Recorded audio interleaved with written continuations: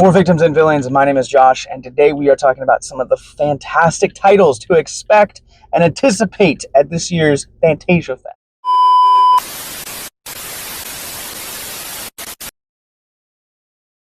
If you guys are new to our coverage of Fantasia Fest or Victims and Villains, welcome. But Fantasia Fest is like Christmas in July for us cinephiles. It is this mega awesome film festival that happens in Canada every year with some really fantastic titles that I'm really excited to talk about for this year's. Now, while I may be excited to talk about these films, that does not necessarily mean that they will equate to coverage. Some of these films are not readily available for remote press like myself, and that's just because of studio agreements with the festival, and that's okay. Some of these might have to wait until they come out on VOD or theatrical, but nonetheless, I'm still excited to see them and talk about them.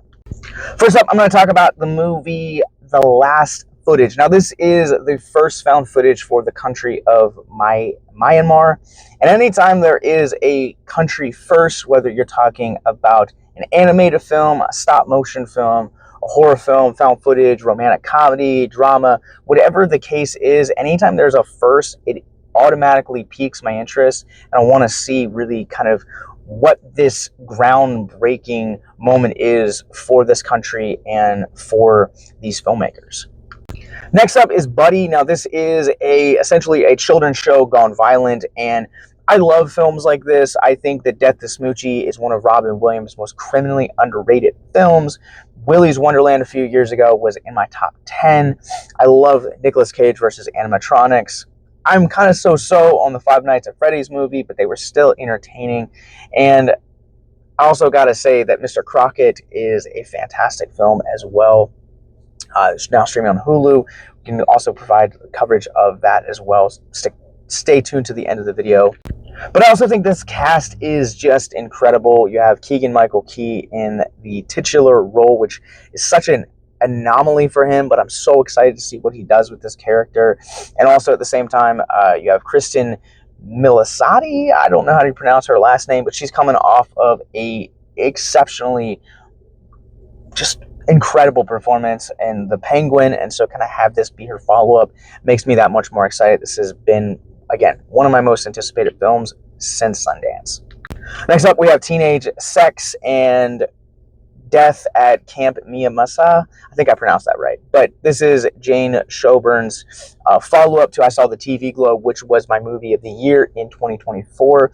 I'm also very excited for her book releasing later this year. It will be her first novel. I will be covering it for Victims and Villains, but just having Gillian Anderson in this, having this be a slasher, but also at the same time, this like coming of age story, and also kind of feeling like a throwback to kind of like the early Friday the 13th films, just makes me that much more excited for this. Next up, I have Dance Freak. Now, this one did have some limited release earlier this year through Alamo Drafthouse. When the Alamo did the Twin Peaks screenings earlier this year, they often would show this film. I believe they screened it for their Weird Wednesday block.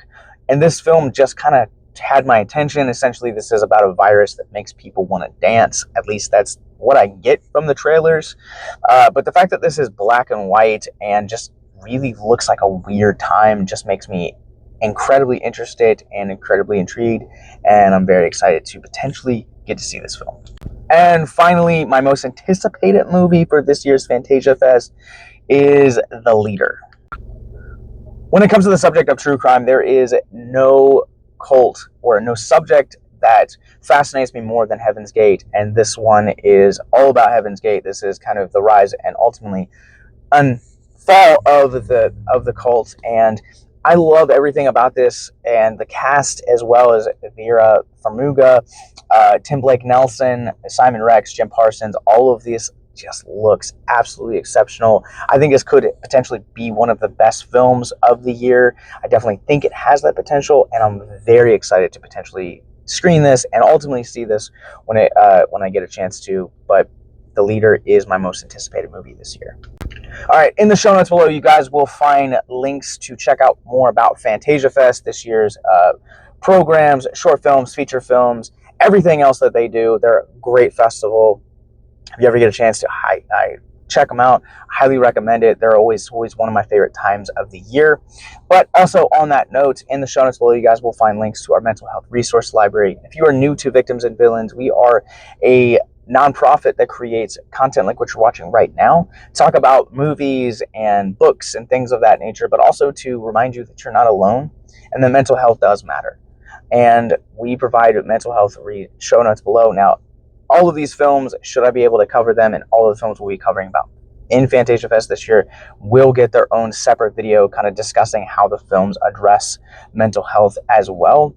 So in the show notes below, if you or someone you know is struggling with suicide, addiction, self-harm, or depression, please click the links in our show notes below. You guys can expect coverage from our Fantasia Fest this year as early as this year. So until next time, remember to keep it classy. Have a great night.